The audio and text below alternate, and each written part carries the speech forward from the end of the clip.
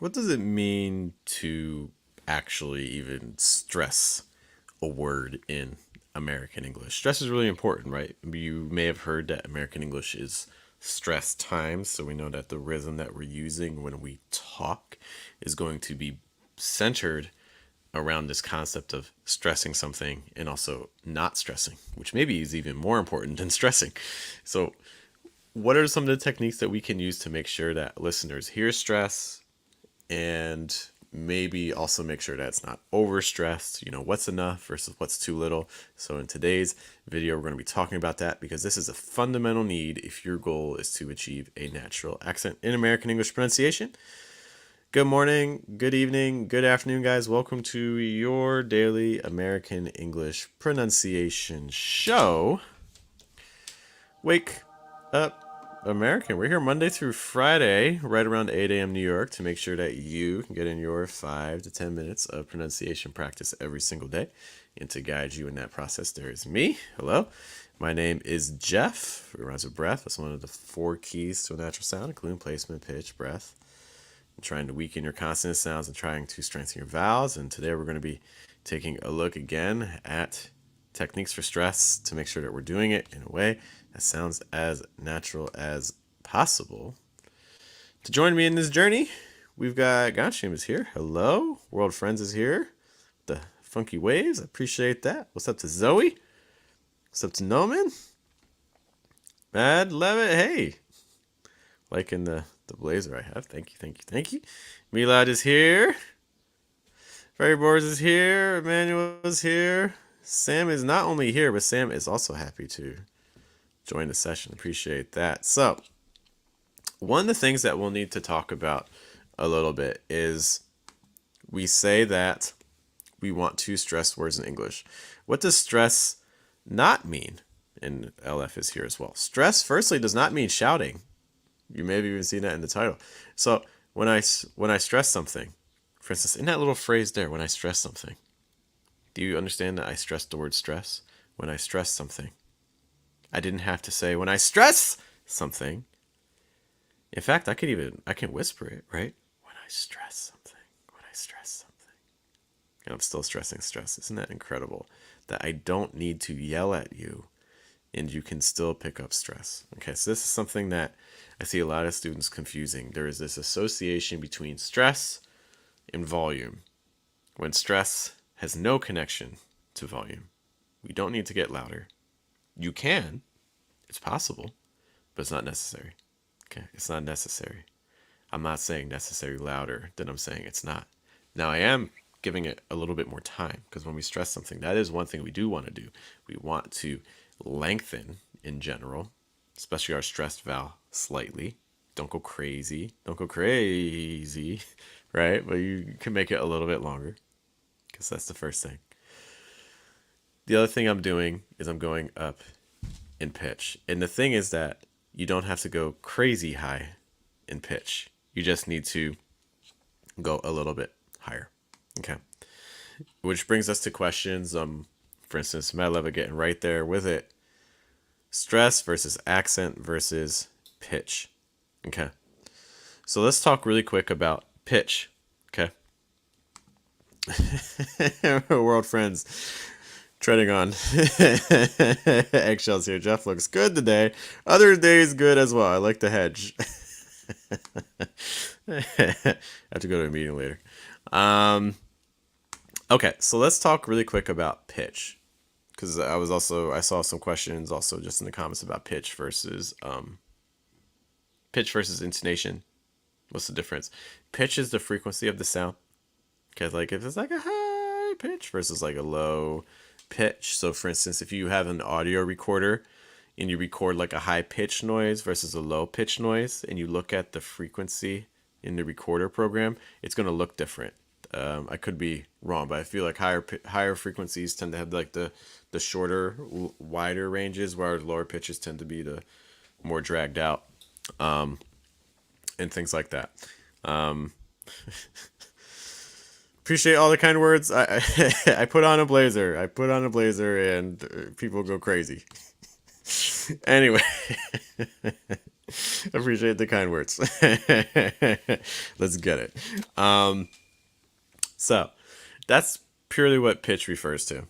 Okay, is the frequency of the sound. Is it high? Is it low? You can think of, like, for instance, a piano. On the right side of a piano, you have your high pitched notes. On the left side, you have your low pitched notes. Things like that. Okay, so that's what we're referencing when we say pitch. Intonation is the movement from one pitch level to another. So we can use intonation. Okay. So for instance, like, I can go like this. That's rising intonation. Low pitch, high pitch. This. And then high pitch, low pitch. This. So again, this, this. Those are different intonation patterns. Okay. Intonation is moving from one pitch to another. Okay. Saad mentions that they're sad. Unfortunately, I have to head out soon. So today will not be a day where we have people on screen. However, I plan on doing another one soon. So just keep an eye out for that. But good to see you. Thanks for being here. Send some warm messages to Saad, guys. Saad is sad, so we want to try to help Saad. So that's basically what we're talking about with intonation and pitch. Let's talk really quick about accent. Sometimes you will see words. You see this, for instance, in languages like use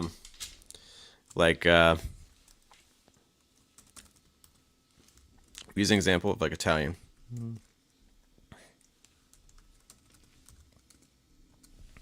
Okay. So like if I use this as an example, it's like arrivo. So you could say that O has an accent on it. What does that mean? That is used to indicate that's where the stress falls. Okay. English doesn't typically use accent markers. Okay. So just a note on that, English doesn't usually typically use it, but that is another thing that accent can use. Is you can see these little markers on words to indicate, oh, this is where the stress falls, right? I think so, like an accent marker. It's like it's where the stress falls. Okay, where was the last question? So then stress indicates the word that receives the emphasis in a thought group. Okay, so, and if you guys have seen my shadow videos, I indicate the stress words for you and things like that to try to make your life a little bit easier. That's the goal. I'm not trying to make your life harder. Okay, so for instance, if I have a quick little phrase, it's like a quick, we can use that quick, or let's use okay, so let's use this little phrase here. I made a cake.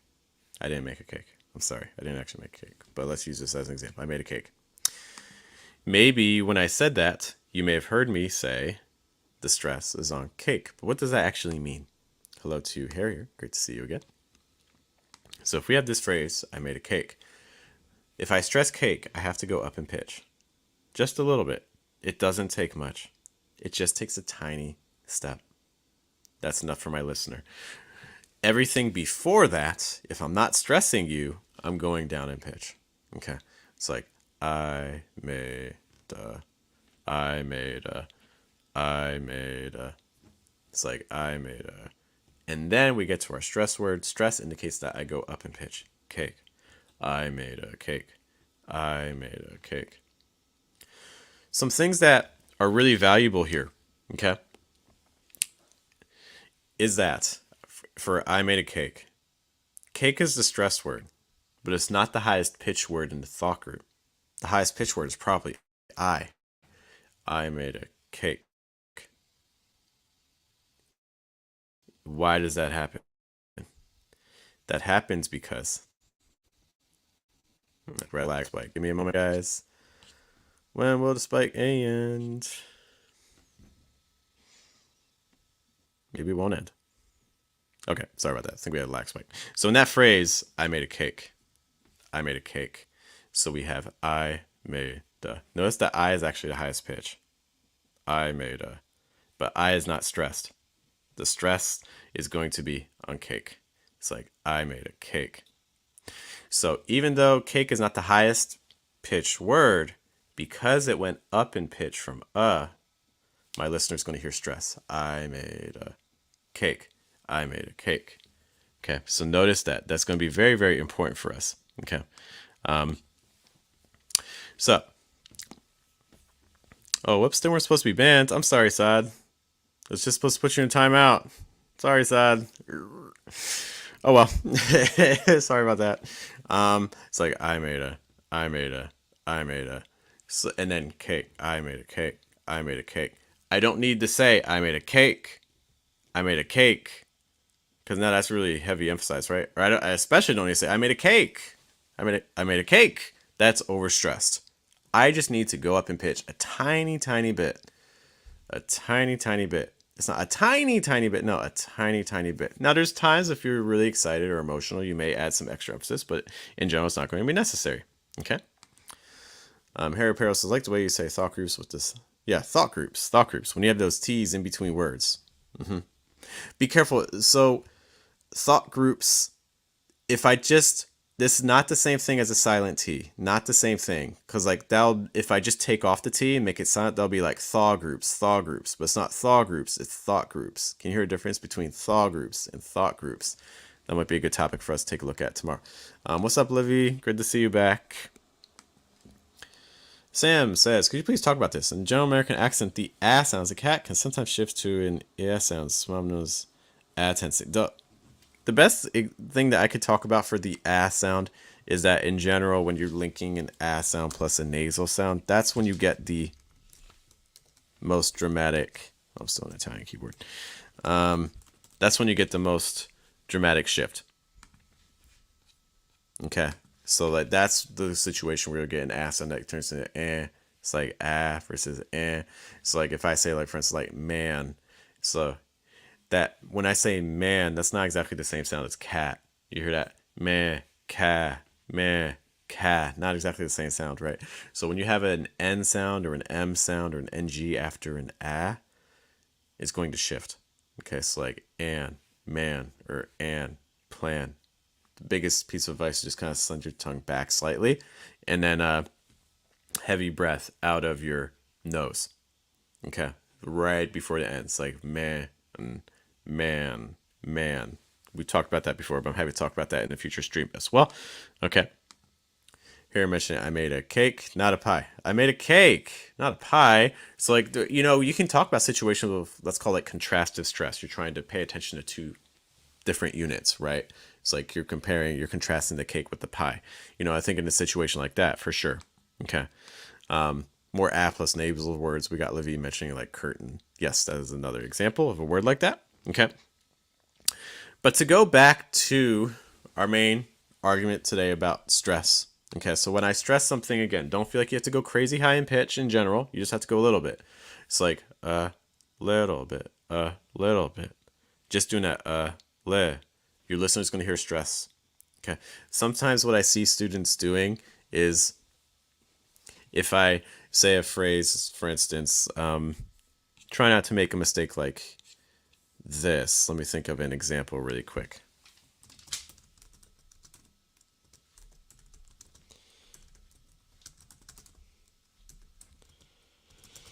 Okay, so let's look at an example sentence like this. I put it in the chat. Okay. Okay, excuse the typos, my keyboard's in the way. Okay, but you can bear with me.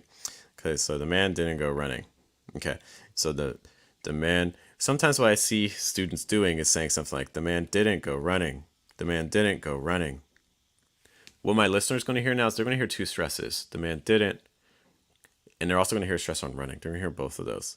When in reality, I just wanted them to hear the man didn't go running. The man didn't go running. I didn't want to stress didn't. So you have to be careful with stress and pitch, because just a tiny increase in pitch is enough to trick my listener into thinking that I'm stressing something.